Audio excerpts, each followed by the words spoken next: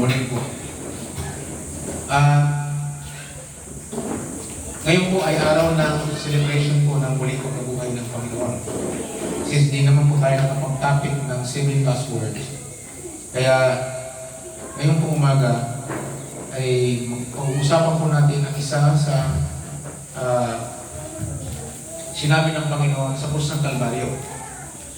Ngayong araw na to, kung ganitong araw man ang muling pagkabuhay ng Panginoon, alam po ba ninyo na ang mga reliyon, yung mga kinikilalang mga founder, ang Buddhism, ang nagsimula po niyan ang pinaka-propeta po nila ay si Buddha at kinikilalang Diyos ng mga Buddhism. Pero si Buddha po nanatiling nakalibing. Ang mga Muslim, ang kinikilalang pinakamataas na propeta ng Diyos ay si Muhammad. Pero si Muhammad po ay nanatiling sa libingan. Si Confucius na propeta ng mga Hindu, siya po ay nanatiling pa rin sa libingan. Iisa lang po ang bukas na libingan hanggang ngayon, ang libingan ng ating Panginoong Yesus.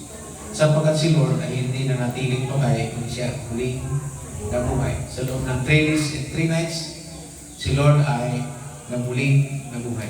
At marami pong account sa Biblia na nagpapatunay na siya muling nabuhay. Ibig po yung mga pugwardya na linagyan ng mga pari para wag sabihin muling nabuhay ang Panginoon. O kung nabasa na po niyo, pati mga bantay, linagyan po ng mga pari para hindi ko mong Okay, so meron pong 4,200 religions around the globe. Ang religion po sa buong mundo, nasa 4,200 religions. Pero sa mga religion pong yan, iisa lang po ang nagbibigay ng tunay na pag-asa, ang bukas na libingan ng ating Panginoong Yesus. Amen. So kaya bago na nagkaroon ng bukas na libingan, nais ko pong pag-usapan po natin yung sa huling 7 wika o sa 7 last word ni Lord na binitawan, ay pag-usapan po natin yung pinaka-remarkable na salita. At yun po yung salitang binasa ni Sister Baby sa 1 chapter 19 verse 30 nung sinabi ni Lord na sabi ng Lord yan ay naganap na. Sabi nga po sa New Living Translation, when Jesus has tasted it, natikman niya na po yung alak, yung suka, and he said, it is finished. Ang sabi po niya, natupad na. Sa mga ng salita, balita, Biblia, naganap na. Sabi po dito, it is finished. Ang ibig sabihin po, tapos na. Ang sabi po dito, then he bowed his head and released his spirit. Dito po maliwanag na siya po ay hindi pinatay. Hindi rin po siya namatay lang. Makinig ng mabuti. Hindi po siya pinatay kasi walang pwedeng pumatay sa Panginoon eh. Hindi rin po siya namatay. Kundi ang sabi po dito, nung natikman niya na, nung masabi niya na tapos na, naganap na. Sa Griego, ang salitang it is finished ay tetelestai. Mamaya, paliwanag po natin yung meaning ng tetelestai. Ibig sabihin ng tetelestai, teleos. Ibig sabihin, kumbaga sa ay natupad na. Sabi po dito sa Bible kong Pumay, natupad na, ganap na, tapos na. So, ang sabi po dito, nung masabi niya na ang it is finished, then he bowed his head and released his spirit. So, baka release niya ang kanyang espiritong lumabas sa katawang lupa. Kung kayo po ay nagbabasa ng Biblia, sana na-encounter na po niyo yung sinabi, sabi niya, sabi niya, walang pwedeng pumatay sa kanya. Kusa niyang ibinigay ang kanyang buhay. Kaya kusa niya, may kapangyarihan akong mamatay, at may kapangyarihan akong muli kong kunin ang aking buhay. Kasi Diyos nga siya. Nagtatawang tao nga lang po siya. Parang tao maligtas. So dito, rinilis po niya ang kanyang espiritu at lumabas sa katawang lupa, kaya namatay. Nawala ng liha.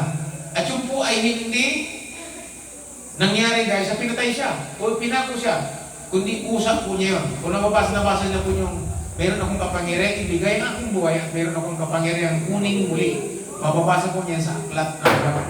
So ganun po si Jesus. Dahil Diyos po siya. So makikita po natin, ang focus po tayo dito sa salitang tetelestai. Tetelestai means, kumbaga sa nakasangla na tubos ka. Di ba, ang sabi ng Bible, si Jesus Christ ay manunubos, Redeemer. Kaya meron tayong kanta, may Redeemer lives. Buhay ang aking tagapag, ang aking manunubos. Di ba? May kanta tayong Redeemer, mayroon tayong may Redeemer. Sabi niya, may Redeemer. Ang ibig sabihin, buhay ang aking manunubos. Hindi siya nanatiling nasa libingan. Siya ay muling bumangon. Yung word na tetelestai ay ibig sabihin ay ang Panginoon, siya yung ating manunubos. Kumbaga sa utang, bayad ka na. May nagbayad. Kumbaga, makikita po ninyo, ang sanlibutan, mula kay Adan at kay Eva, ang tao ay nakasangla sa kasalanan kay Satanas. Noong nagkasala si Adan at si Eva, naisangla nila ang kanilang sarili. Nagkaroon ng kasalanan. At dahil dyan, ang sabi, hindi na makakapasok. Kaya nga pinalabas sila sa Hardin ng Eden. At hindi na sila pwedeng bumalik doon. Ganun din naman, ang lahat ng sabi ng Diyos sa Romans chapter 3, masabi nyo, beginning chapter 1, chapter 2, chapter 3. Pagdating ng chapter 3, makikita po nyo ang lahat ay nagkasala. At walang nakaabot sa pamantayan ng Diyos. So dahil po doon, kailangan natin ng ano? Nang dahil ang lahat ng tao ay nagkaroon ng kasalanan, so walang may kapangyarihan magligtas sa kapwa-tao. So walang able na taong iligtas sa kasalanan, ang tao nasa kasalanan din. Dahil, paano kita may liligtas? Ako din, may kasalanan din.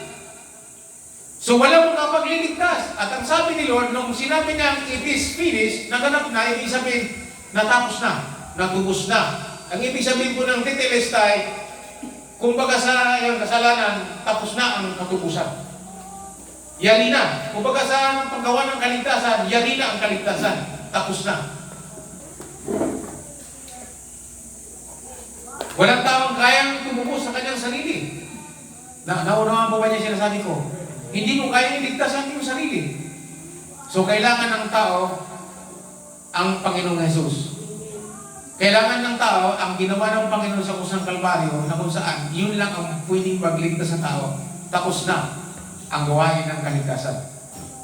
Nung umakyat siya sa langit, sinabi niya sa mga lagad, kaya sabi niya, ibinigay na sa akin ang kapangyarihan sa langit at sa lupa, sa lahat ng uri ng kapangyarihan at pamamahala. Kaya sabi niya sa 12, umayo kayo, sabi, at gawin niyong alagad ko ang lahat ng bansa. Bakit? Tapos na nga kasi, aakyat na ako.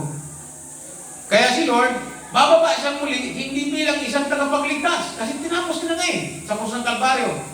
At ang mga taong manampalataya doon sa ginawa ng Panginoon sa krus ng Kalbaryo, yung mga taong nagkaroon ng personal na relasyon kay Kristo sa pamamagitan ng ganon, yung binigyan ng Diyos ng pangunawa sa ganon, pag tinanggap nila si Lord, ligtas na sila.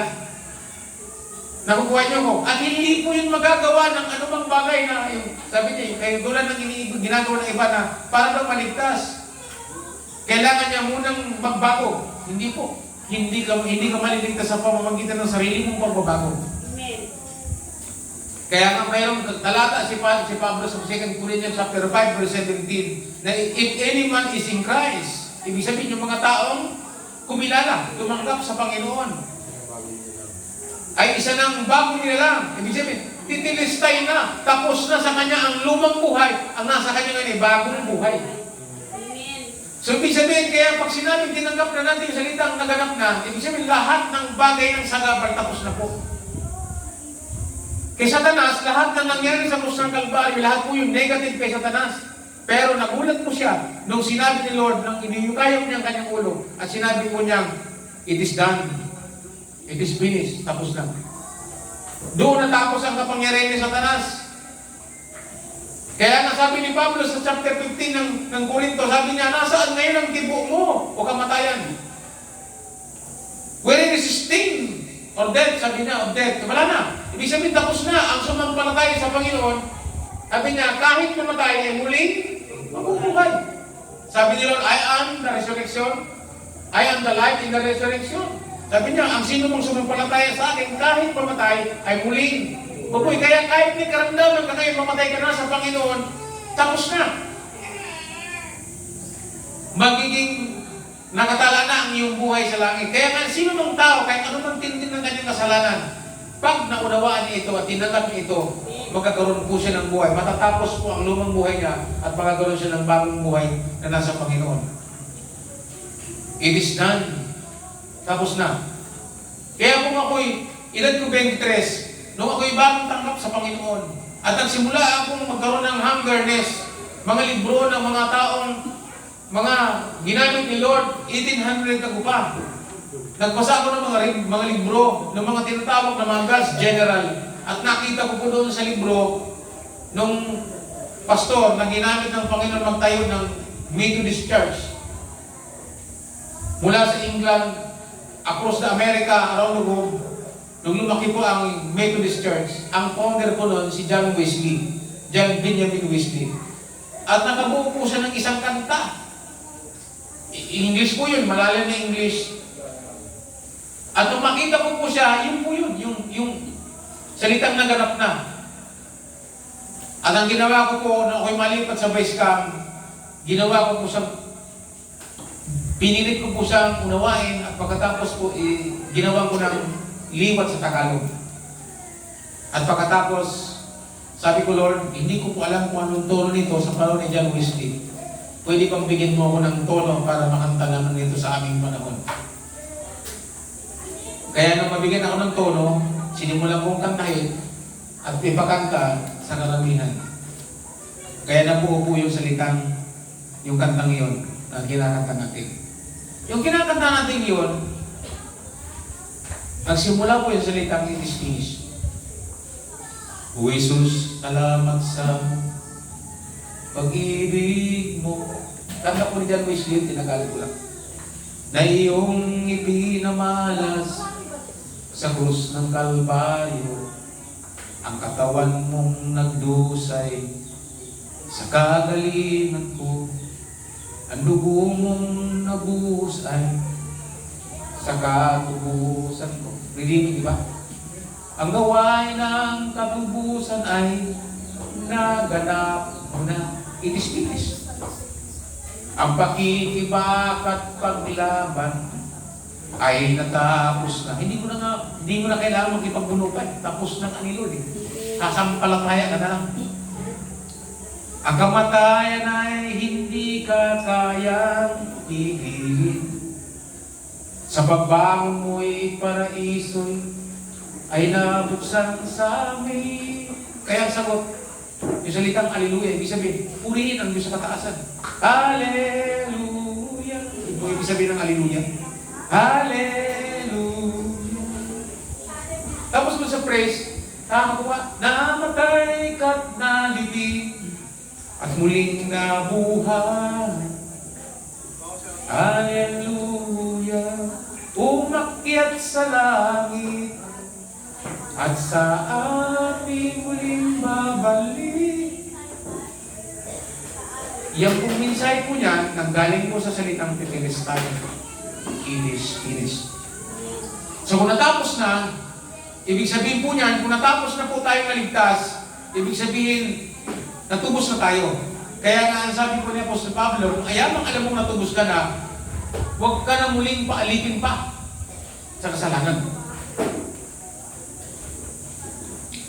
Sabi niya, huwag ka na muling paalipin pa. Dahil pinalaya ka na ng anak, pinalaya ka na ng Panginoong Jesus. Sabi nga ng Panginoon sa Mateo, sa Juan, ang pinalaya ng anak ay tunay ngang malaya. Sa chapter 8, seek the truth, and the truth will set you free. At ang katotohanan itong naganap na ng Panginoon ang siyang magpapalaya sa sino mang nasampalataya sa Panginoon. So, tinapos na. Kaya kung mayroon pong karamdaman, tinapos na po ng Panginoon. Sasampalataya na lang natin yun. At pwede sabihin, by the blood of Jesus Christ, natigil sa kusang Kalbaryo, pinapahayag po ang katubusan sa iyong buhay.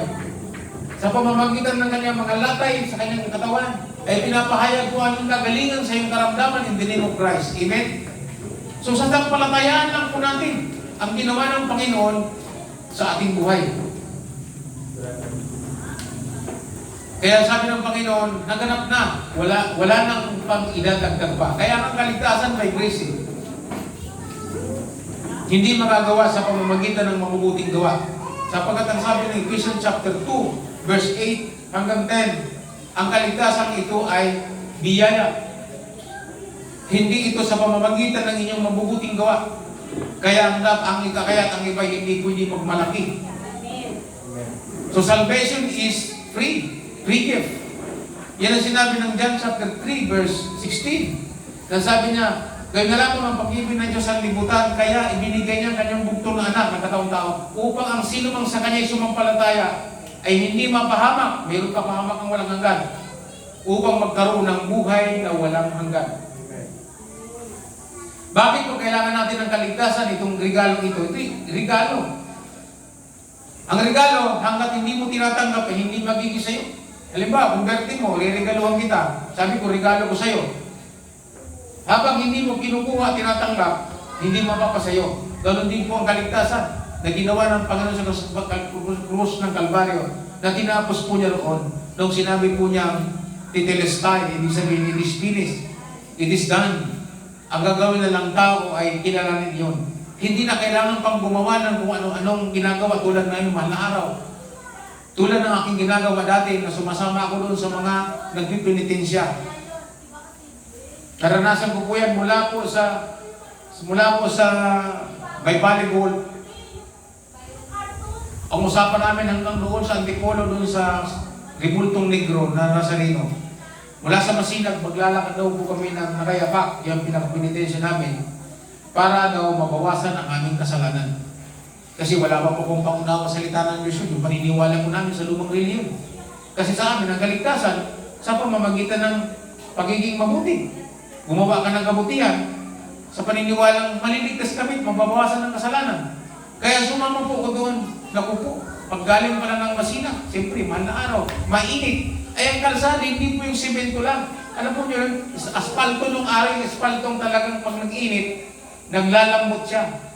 Naku po, papunta pala ng Kugyo, hindi na kaya ng pa ako. Sabi ko, hindi ba nilang Nazarenong Negro, di ba aling mabawasan ng kasalanan ko? Ang hapdi na ng pa ko. Kaya hindi na ako tumuloy. Kasi naniniwala po na sa pamamagitan ng mabubuting gawain kay maliligtas. Tulad, halimbawa, pagdating ng ano bang buwan yung sa Quiapo. Maraming diboto doon dahil sa pag-aakala nilang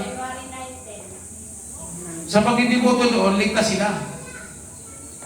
Ngunit ang kaligtasan ay hindi sa pamamagitan ng pagsalib sa relihiyon. Ang kaligtasan ay biyaya at na kay Kristo Jesus lang po yun, personal. Amen.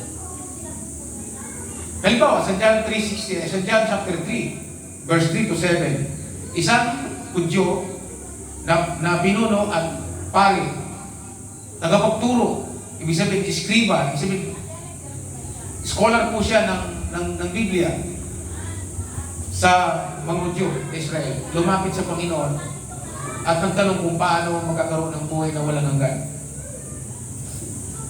Nasabi ng Panginoon, malibang ikay ipanganak na muli. Hindi ka makakapasok sa karya ng Diyos. Nung marinig po yun ng tagapagturong yun, ang sabi niya, paano kung mangyayari yun na ako'y ipanganak na muli? So, umikot ang kanyang isip, paano ako may papasok pa sa tiyan ng aking ina? Sabi niya, sinabi ng Panginoon, ang pinanganak sa laman ay laman. Ang ipinanganak sa Espiritu, Espiritu. Huwag ka magtaka, sabi ng Panginoon kay Nicodemo, lahat ay kailangan ipanganak na muli. Hindi pa rin niya po naintindihan yun. Ang sabi ng Panginoon, tagapagturo pa naman kayo ng Israel, ngunit hindi mo nalalaman, hindi mo naiintindihan. Pinaniwanan ni Lord hanggang kauli-ulihan. At sa katunayan, si Nicodemo sumampalataya sa Panginoon at dahil diyan naligtas po siya.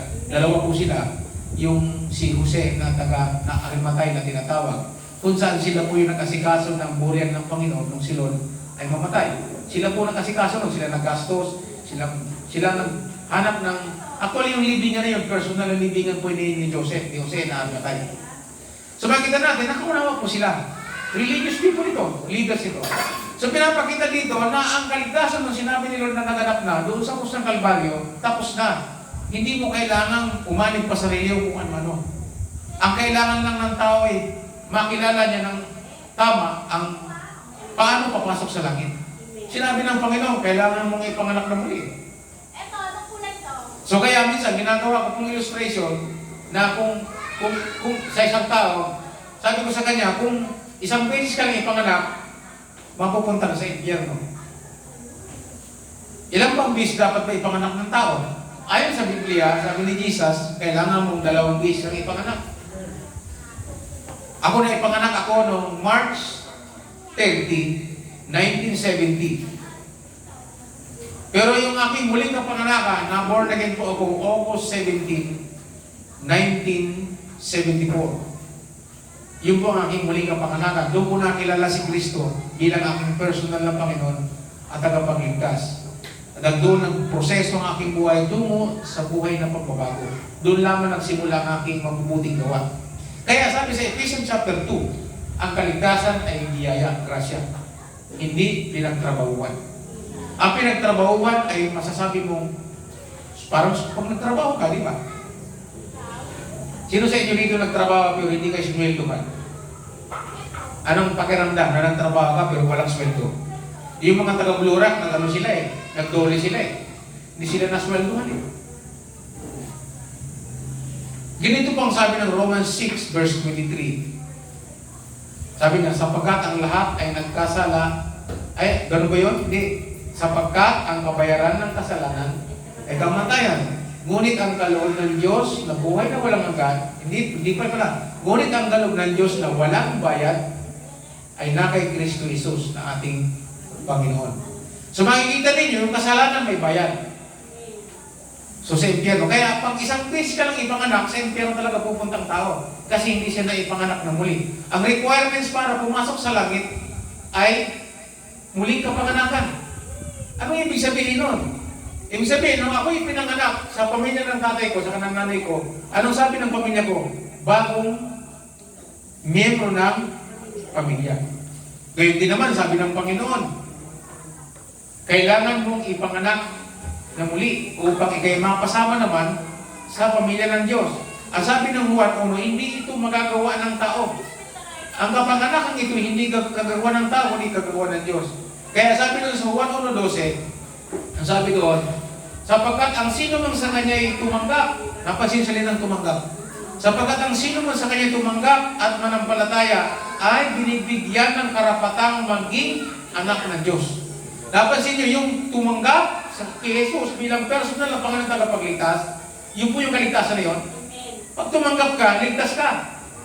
Hindi mo kailangan gumawa ng mabubuting gawa. Susunod na lamang ang mabubuting gawa pag ikay na born again na. Sabi niya rin, tumanggap sa Kanya at sumampalataya, binibigyan ng karapatang maging anak ng Diyos. Ano ay yung sasampalatayaan kay Jesus? Yung ginawa niya sa krus ng Kalbaryo para sa iyo at para sa akin. Kaya kailangan lumalim ang tao doon sa ginawa niya doon sa krus ng Kalbaryo. Kaya nung sinabi niya, titilestay, it is done, tapos na ang kaligtasan. Sasampalatayaan na lang ng tao. Hindi mo na kailangan gumawa pa ng anong-ano para lamang maligtas at bumuti. Pag tinanggap mo si Jesus ngayon, ligtas ka. Nabubuhay niyo ko? Kaya nga po ako naligtas dahil maganda po yung pagkapaliwanag ng pastor. Ngayon mismo, gaano ka bang kaitim sa iyong kasalanan? Ang sabi niya, kung tatanggapin mo ang Panginoon sa iyong buhay bilang person mo ng tagapagligtas, kumakatok sa iyong puso. Kung kikilalanin mo ang kanyang ginawa sa krus ng Kalbaryo para sa iyo at para sa akin, ngayon din maliligtas ka, ngayon din lilinisin ka sa iyong mga kasalanan. Alam mo, isa ako sa unang tumakbo sa unahan sa altar at lumuhod. Tinatanggap ko ang Panginoon sa aking buhay bilang Panginoon tagapagligtas. Ang sabi ng pastor, sabi ng Bible, kapatid, pinatatawad ka, nililinis ka ng Panginoon, ngayon din dumating ang kaligtasan sa iyong buhay. At mula po noon, nakaramdam ako ng kakaiba sa aking katawan. Para may mga lumabas sa aking pagkatao. Para may mga espiritong lumabas. At doon ko naramdaman lahat ng mga espiritong tinanggap ko at minana ko sa aking mga magulang at mga pinapasok ko, bisyo lahat-lahat na unti-unting lumabas. At dahil doon, nagtaka, parang iba ka ngayon. Kasi noon, nagsimula noon, tinanggap ko si Lord, umiba ako ng landas. Iniwasan ko ang mga taong nagbuyo sa akin sa masamang pamumuhay. Pag nakita ko yung kanto ng ay inuman, lilis ko ako ng landas, aalis ako. Kasi nga, natanggap ko na si Lord. Ayan sabi ng 2 Corinthians chapter 5 verse 17, sino man na kay Kristo, Jesus, ay isa ng bagong nilala. Wala na ang dati niyang pagkatao. Wala na yung luma. Ang makikita sa kanya, bagong pagkatao. Kasi nga, na-born again nga po ako. Naipanganak akong muli. Saan nagsimula? Doon sa sinabi ni Lord na tetelestai. Na natapos ng kaligtasan. Sabi ng Ephesians chapter 2 verse 10, hindi pwedeng magmalaki ang sino man. Walang makakapagmalaki na ako, mabait ako. Baka pwede akong pumasok diyan sa langit. Hindi. Isa lamang ang paraan para ang tao pumasok sa langit. Si Kristo lamang po yun. Yung mga nakasumpong sa Panginoong Kristo as Lord and Savior ng kanilang buhay. Yung naunawa nila yung ginawa ni Lord sa krus ng Kalbaryo. Yung sinabi nila na tapos na. So dito pa lang sa lupa, sasampalatayaan na natin yun. Ang sabi ng Panginoon sa Juan chapter 14 verse 6, ang sabi ni Lord, ako ang daan. Sino daw po siya? I am the way, sabi ni Lord. Ako ang daan. Ano ba kasunod? Ang katotohanan at ang buhay. Tandaan po yung tatlong yun sinabi ni Jesus. Hindi yung sinabing para pumasok ka sa langit, umanit ka sa reliyon. Wala. Para pumasok ka sa langit, kailangan maging Kristiyano ka? Wala. Para pumasok ka sa langit, mag-miyembro ka? Wala po. Wala kang mababasang ganun. Ang utos ng Panginoon para ang tao pumasok sa langit, anong sabi sa utos? Dito sa Matthew, umayo kayo sa kanilang mga alagad at gawin niyo mga alagad ko ang lahat ng mga tao sa mga bansa. Bautismo niyo sila sa ngalan ng Ama, ng Anak at ng Espiritu Santo at turuan sumunod sa lahat ng pinag-uutos ko. Anong unang gagawin? Gawin ko daw. Ipaunawa sa kanila yung ginawa ni Lord sa krus ng Kalbaryo. Ano yun? Yung sinabi ni Lord na tapos na. Sasampalatayaan mo na. Kahit ngayon, kung tatanggal mo si Lord. Parang yung sa Isaiah chapter 1, ang sabi ko doon, gaano ka man kaitim sa iyong kasalanan, kung kayo lalapit sa akin, gagawin kong simputi sa busilas kaputian.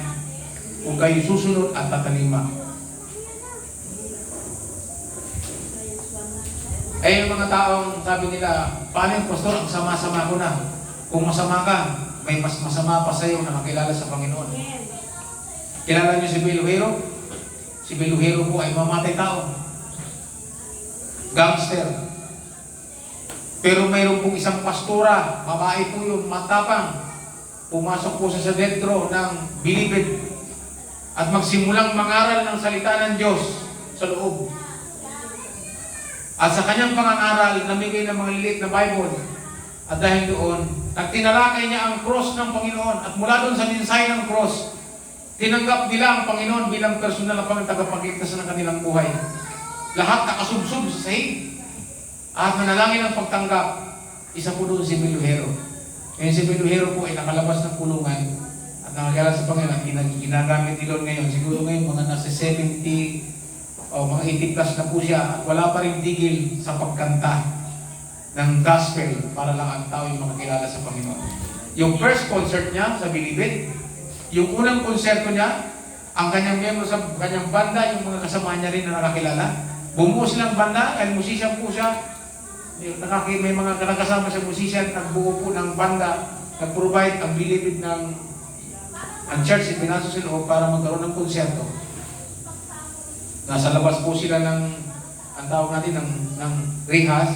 Nasa loob, mga bilib, mga preso, konserto po sila. At nung sila'y kumakanta, lalo na po yung kinanta niya yung munting lupa, munting lupa, Jerusalem ka pala ng mga pinagpala. Bakit pinagpala? Naging Jerusalem sa kanila yun. Kasi doon sila nakakilala sa Panginoon.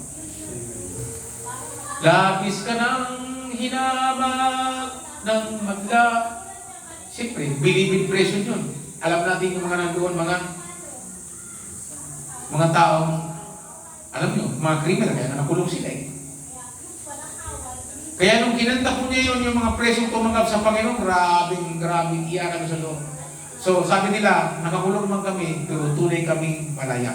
Nakalaya kami sa mga kasalanan nung tinanggap namin ang Panginoon. Kaya sabi ng Panginoon, I am the way, the truth, and the life. Ako ang daan, ang katotohanan, at ang buhay. Hindi po sinabing sumama ka sa PMC. Kristyano ako, hindi. Miyembro ako ng church, hindi. Ang sinabi po diyan, tumanggap sa Panginoon, naging alagad ng Panginoon. Natuluang mabuti. So yung word na titilistay, tinapos na po yun. Kaya ngayon, ang mensahe po sa atin ngayon ay ganapin po natin yung mensahe ng ating mensahero. Napakaganda. Mas magaling pa sa akin.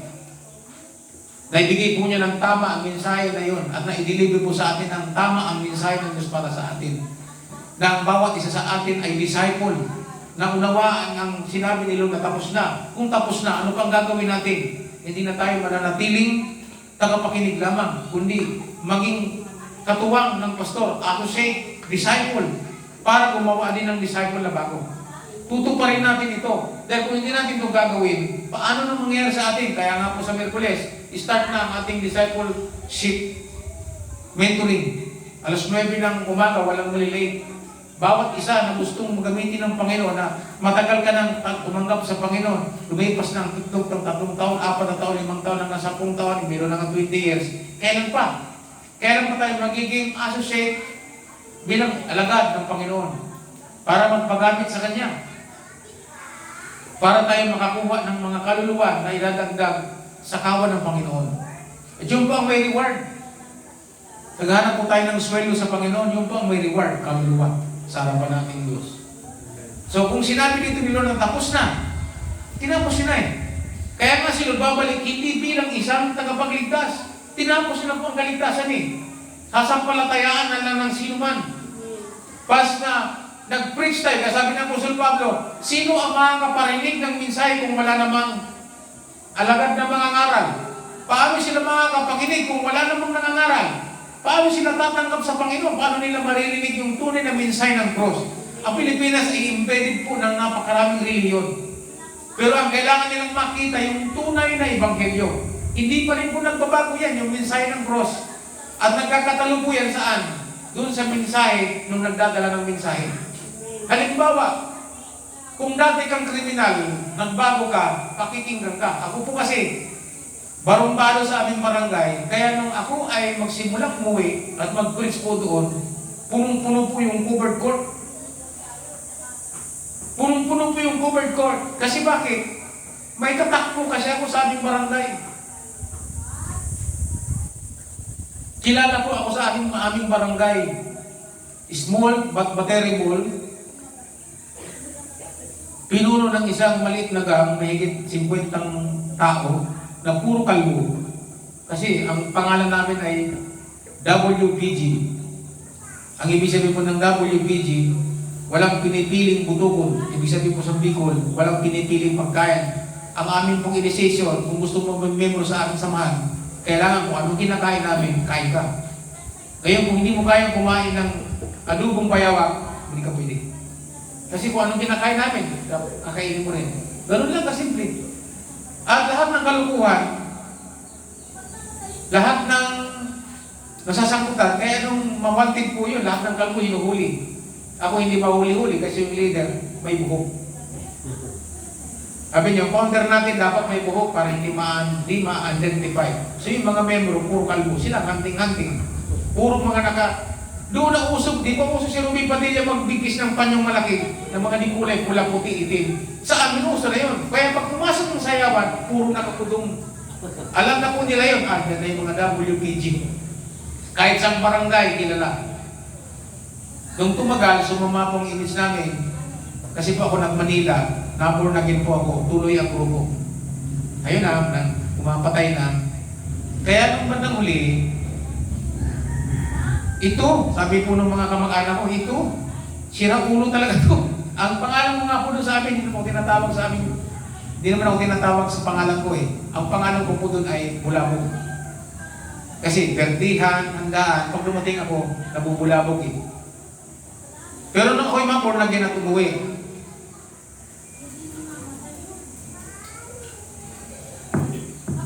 Naalala ko po na mag-preach po ako, may mga sundalo pa nga.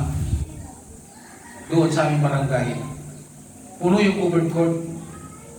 At nung ako ay mag-preach po, hindi, sinabi ko kanina, nagkatalo lang yan sa aking pagtotoo. Alam kasi nila kung si Raulo, naayos lang ako nung ako'y kumilala sa Panginoon. Kaya nakita ko nung sino po sa inyo ang tatanggap sa Panginoon bilang personal na tagapagligtas? Hindi po ako nagdadala ng reliyon sa inyo. Ang kaligtasan ay sa pamamagitan ng pagkakaroon ng relasyon sa Diyos. Ito'y biyaya, hindi magagawa ng reliyon, hindi magagawa ng impersonal na mga gawa. Sino pong gusto tumanggap? Nakataas lang ng kamay. Tapos na mag-pray na, nakita ko on-tontok ito to. Kasi kung nakikita ko, tumutulo talaga sa ano. At nakita ko po, pagkatapos mo ng gawain, ilan po sa kanila, diretsyo na ng simbahan ng born again Christian. Kaya sabi ng pastor, salamat pastor, nag-ano po kayo, nag-share po kayo sa inyong barangay. Maraming naniwala. Bakit naniwala? Nagkatalo sa aking pagtutoo.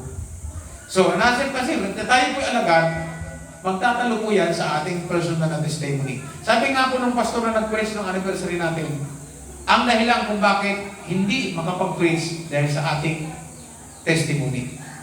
Sa bagay, sabi ng Panginoong Hesus sa Bible, ang mga propeta o mga preacher na hindi pinaniwala sa sarili ng bayan. Pero hindi naman lahat. Sa bayan naman ng Panginoon, marami naman sumampalataya sa Kanya. Pero hindi talaga lahat. Ganun din naman sa amin. Even yung mga lolo ko sa pinsan. Pero maganda, kung punong-puno ka ng salita ng Diyos, masasagot mo ang lahat ng kanilang katanungan. At dahil doon, natigil ang pag-uusig sa church ng mga born again sa amin nung ako po'y lumitaw doon. At marami po ang naniniwala sa salita ng Diyos. Makinig po kayo mabuti. Makakapag-share tayo ng salita ng Diyos dahil tinapos na po ng Panginoon. So sabi ng Bible, siya babalik. Kaya nga mayroong pong hapag, mayroong komunyon eh. Laging sineselebrate ang komunyon. Bakit i-celebrate lagi ang komunyon? Kasi sabi ng Panginoon, gawin niyo ito bilang pag-alala sa akin. Sa kanyang ginawa sa krus ng Kalbaryo, yung tinapos siyang kaligtasan na nasampalatayan na ng tao. Hindi lamang para doon, kundi dahil sa isa'y muling mabalik.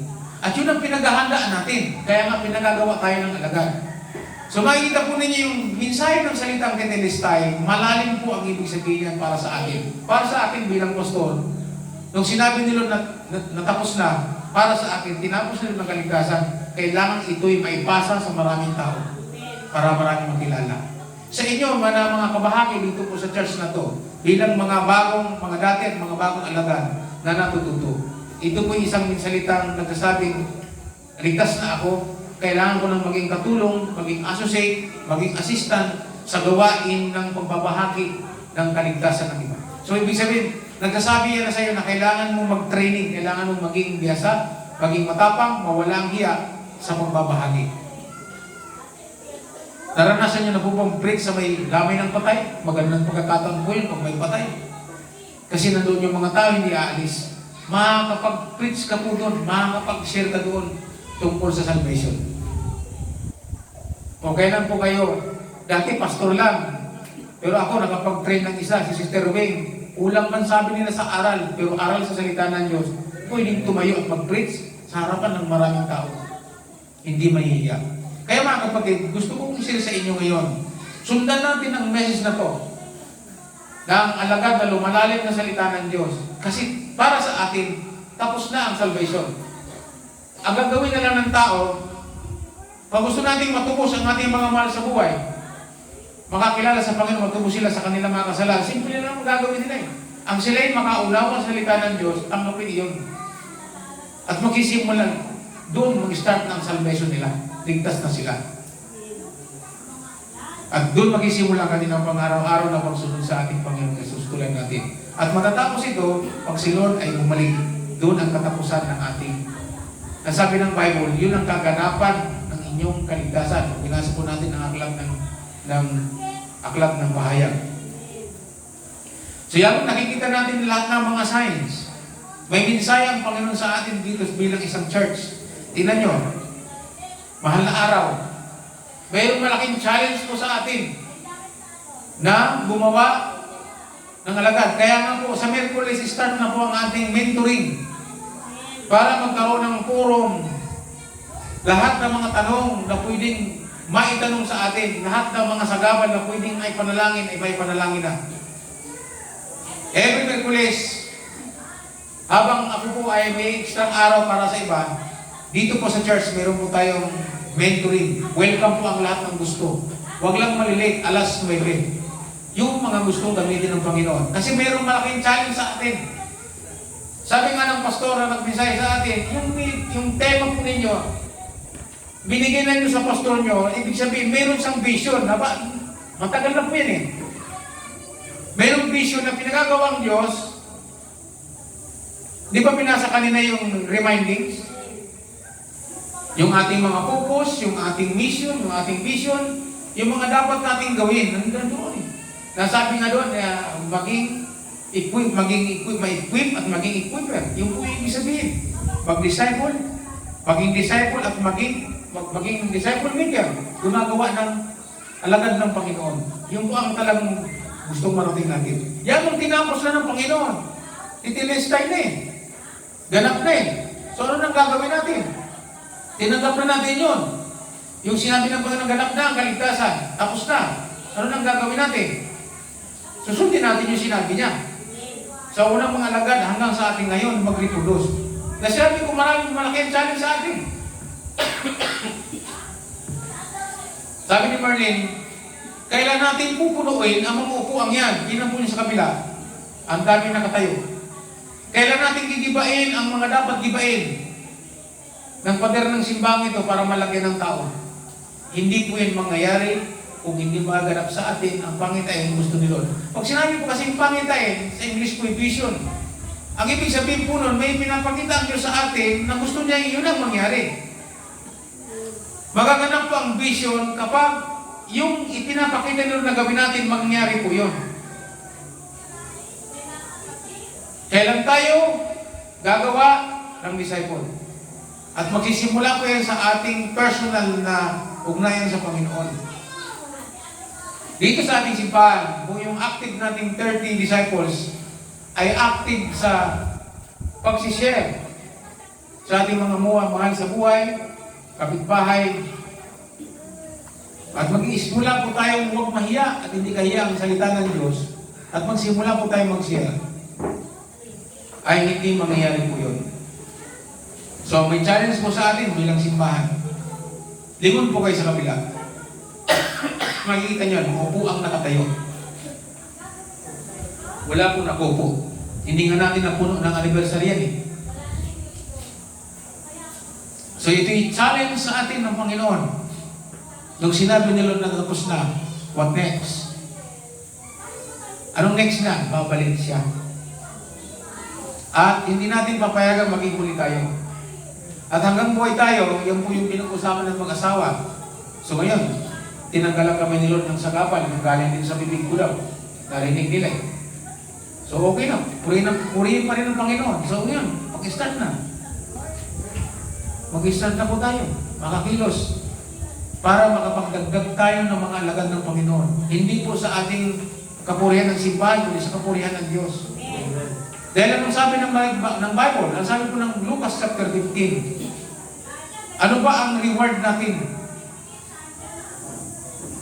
Sabi nga ng mga alagad nung sila, di ba, mabasa mo sa Lucas sa ating devotion, inutusan ng Panginoon yung naghumirang pa siya, pumili pa po siya ng 72 na mga bagong alagad, pwera po doon sa 12. Humirang pa siya ng 72, at pinag-partner po niyang dalawa. Binigyan po sila ng authority, train po sila, in-impart ni Lord sa kanila ang kapangyarihan magpalayas ng masamang espiritu, magpagaling sa may karamdaman, mangaral ng mabuting balita. Mangaral ng mabuting balita, magpagaling ng mga karamdaman, magpalayas ng masamang espiritu. Lahat ng signs and wonders, meron sila. Kumayo ito, sabi niya, pinapunta sila ni Lord sa mga lugar na nadaanan din ng ating Panginoon. So parang silang magpe-prepare, silang forerunners ni Lord doon sa mga bayan na dadaanan niya rin. Kaya pag sila dumaan sa isang bayan, ready na ang mga tao kasi mayroon ng 72 nauna nagpartner-partner. At nung bumalik yung 72, nag-report sa Panginoon, Lord, ang sabi po niya, sabi niya, grabe, lumalabas ang masasamang espiritu sa mga tao. So sinabi ni Lord, matuwa kayo, hindi dahil sa sumusunod sa inyo ang masasamang espiritu. Matuwa kayo dahil ang pangalan nyo ay nakasulat sa aklat ng buhay sa langit. Palapakan natin ang Panginoon. Yun ang maganda. So ito naman, dahil naging alagad tayo, tapos na. At tayo ginamit ni Lord sa mga magagandang ministry. Nakapagpalayas tayo ng masamang espiritu. Nakakapagmagaling tayo ng may sakit. Umakaramdaman sa panalangin. Huwag tayo matuwa doon. Ang dapat na parang tining pakiramdam natin dahil tinapos ni Lord, anong pakiramdam dapat? Dahil nakasulat ang pangalan natin sa buhay, sa aklat ng buhay. Yun po yung dapat na maging attitude. Ito kasi ngayon, pag nagkapagbuhay ng patay, parang siyang sikat di ba? Parang siyang gustong tingala. Hindi. Dapat pala, ang maging kasayahan natin, dahil nakasulat ang ating pangalan sa aklat ng buhay. Yun ang sinabi ng Panginoon sa mga tao yun, yung mga ano na yun. So makikita natin, yung pag-spread, yung pagdami ng mga alagad na kasalalay sa mga kapwa-alagad sa atin. So kaya ngayon, ang ating focus ngayon, yung every Wednesday, ay mag-start po tayo ng mag-contact po tayo ng mga forum na kung saan pinag-uusapan po natin at magpe-pray po tayo kung ano yung mga dapat gawin at ano ang mga dapat nating isagot ayon sa salita ng Diyos doon sa mga gusto nating bahagian. Dahil si Lord, bago po siya magsugo, ay iniikot niya muna ang kanyang mga alagad. Inaarmasan niya, binibigyan po niya ng kapangyarihan. Naalala ko po yung si Pablo saka si Bernabe sa lugar ng Antioch. Sila po yung kasama po ang mga propeta at mga disciple na doon sa iglesia po o sa church ng Antioch. At sila'y sumamba sa Diyos, sumamba sa Panginoon, sa pamamagitan ng panalangin at pagkaayuno. After ng fasting, sabi ng Holy Spirit sa mga propeta na doon, ibukod ninyo si Pablo sa si Bernabe para sa natatanging gawain. So, nangyari, sila po ay inarmasan. Linihans po yung dalawa at pinanalangin upang mapuspos ng Espiritu para sa kanilang paghayo. So kaya itong si Pablo sa si Bernabe, kahit saan pumunta, kahit nasisira sa si Pablo, kinukulong Binabartuli na, may kanina sapat sa kamay. Nakaloob doon sa pinaka-inner cell. Pero wala talaga, hindi talaga madlangan ang mga alagad na tunay. Dahil doon sa inner cell, sila po ay nagpuri, nanalangin sa Diyos, kusa nalalaglag ang mga pusas, ang mga kandado, ang mga tintuan. Kala ko sa pelikula lang nangyayari yun. Sa Bible pa lang nangyayari yun. Kusa nalalag. Kaya nga, nung makita po ng bantay preso na ng kulungan ay bukas, akala niya ang mga preso na katakas, kinuha niya ng kanyang espada at gigilitan niya na sana ang sarili niya. Kasi doon, pag ikay bantay ng isang karsel o ng presuhan at nakatakas ang preso, ikaw ang papatayan kinabukasan. So nung gigilitan niya na sana ang sarili niya, nakita niya Apostol Pablo, huwag mong saktan ang sarili mo. Andito kaming lahat. Ay nasaksiyan po ng bantay preso na ang dahilan ng paglindol ang Diyos. Nung magsimulang magpuri at manalangin itong si Pablo at saka si Silas. Kaya kasi nayanig ang buong pader, nag-crack-crack yung building Nasugatan pa nga yung mga preso kasi sugat-sugat yung mag-iba yung kulungan. So sabi po ng alaga, sabi ng preso, ano po ang dapat namin gawin? Anong dapat namin gawin? Sabi niya, sumampalataya ka sa Panginoong Jesus, ikaw at ang buong sambayanan at maliligtas. Kaya yung buong pamilya po ng bantay preso, nung time na yon, naligtas. Binautismuhan ni Apostol Pablo. Paano nangyari yun? Ang maunawaan po nila, ang kaligtasan kasi tapos na. 2,000 years pa tapos na nung sinabi nila na it is finished. Ngayon, babalik na nga siya. So tayo ngayon mga nasa huling henerasyon sa end time part na malapit ang bumalik ang Panginoon. Ano kailangan natin gawin? Mananatili ba tayong sabi ni Pastor, nakaraang linggo, tagabutas ng upuan? Minsan nga nagpulit sa ko sa yung may mga paborito ng upuan na hindi na pwedeng upuan ng iba, na para bang nabili niya na. Diyan talaga po pisto, palipatin mo ayaw. Si Pastora, naranasan niya yun sa kanyang church lagi sa Zion. Na pinalilipat ayaw, nagayon pa sa kanya. Kasi bakit? Diyan ako pumupwesto. Dapat tinanong mo, nabili mo na ba yung pwesto niya? Mga pahirap sa loob ng simbahan, hindi ba tayong gano'n? Hindi. Dapat tayo na yung ngayong mag-aakay, kung hindi man tayo magaling magsalita, yung magsalita man lang ng, oh sister, doon ka na sa unahan. Yung gano'n, dito ka, mas maganda sa unahan kasi mas unang tumatanggap ng blessing na sa unahan. Sa simbahan, pagka makukupoy sa upuan, sa unahan, ang tibay, ayaw talaga. Pero may nakita akong hindi kailangan ng nakasabi na sa unahan ka. May nakita akong nung pumunta kami tatanggap ng ayuda. Disiplinado lahat, gusto sa unahan. Walang mahuhuli. Walang umuupo sa unahan. Sa unahan, lahat sa unahan. Kasi bakit? Gusto nilang maunang tumanggap ng ayuda. Punong-puno na. Ano kaya kung gawin natin ng simbahan tuwing linggo may ayuda? Pero hindi naman kasi tinuturo ng Panginoon. Hindi na naintindihan. Kaya kinakailangan mo talaga maunawan natin. Kung disciple tayo, naintindihan natin. Alam natin tinapos ni Lord ang kaligtasan. Ano na gagawin natin? Tayo naman ngayon magpagamit bilang kasama ng pastor, assistant, o kaya associate. Pag sinabi kong associate, katuwang. Kaya natin nasabihin sa sarili natin, I am a disciple. Ako ngayon ay katulong ng pastor.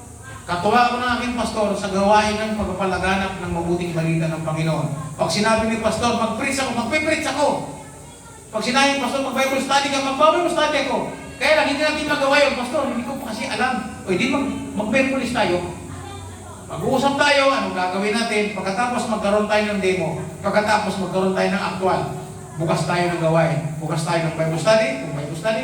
Pagbukas tayo ng cell room. Mag-1-on-1 tayo kung ano. Nandiyan, may naiintindihan po tayo ngayon.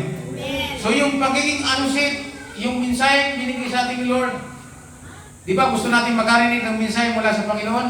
May narinig tayo ng linggo, anong gagawin natin doon? Sa devotion ko ngayon, Lucas chapter 11, 11 ba yun? Ang mensahe doon, habang si Lord nagsasalita, mayroong isang babae nagsalita, sumigaw, mapalad ang babaeng sa iyo nagsilang at nag-alaga. Sinagot siya ng Panginoon. Ngunit mas mapalad ang mga taong nakikinig at tumutupad ng salita ng Diyos.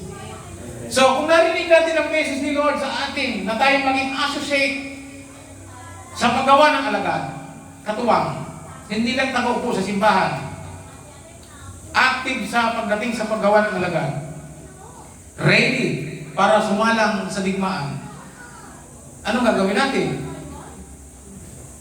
Sabi, mas mapalad daw po yung nakikinig. Alam naman natin ang pananampalataya nakukuha sa pakikinig. Di po ba sabi sa Romans, faith cometh by hearing. Ngayon, may devotion tayo. Tinuruan tayo magkusang, magbasa ng Bible para sa pamamagitan ng ating pagbulay ng Bible na pinabasa natin sa umaga at sa gabi ay mangusap sa atin ang Espiritu ng Diyos at ay pamuhin natin yun. Para pagdating naman ng linggo, ay nadaanan ko yan. Amen, pastor, nadaanan ko yan. Nadaanan ko makakaamin ka kagad, ay kung hindi mo alam, makangaka. Pero mas masarap doon mag-preach sa mga wala ka lang alam halos pa kasi pag naghalita ka nga tutulog ang laway. Mga kapatid, yung umaga, yun po ang gusto kong dalhin. Huwag tayong lumayo. Yamang naganap na. 2,000 years nang lumipas. What shall we do? Ano yung action natin?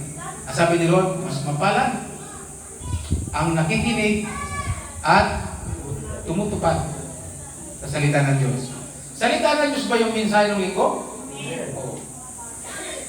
Pinaliwanag niya mabuti yung meaning ng disciple. Matetes, ibig sabihin. Mag-aaral, pinaliwanag po niya ang salitang gumawa ng alagad. Ang ganda, ewan ko kung ano. Kaya mga sa learnings ko maya, ipag-usapan po natin sa learnings natin yung mensahe ito. Yamang natapos na, ni Lord ang kaligtasan at tinanggap na natin ang libreng kaligtasan ito. Paano natin ito ipapasa sa iba? Sumilid. Anong kailangan natin para maipasa? Katulad ni Apostol Pablo, dumaan po siya ng proseso.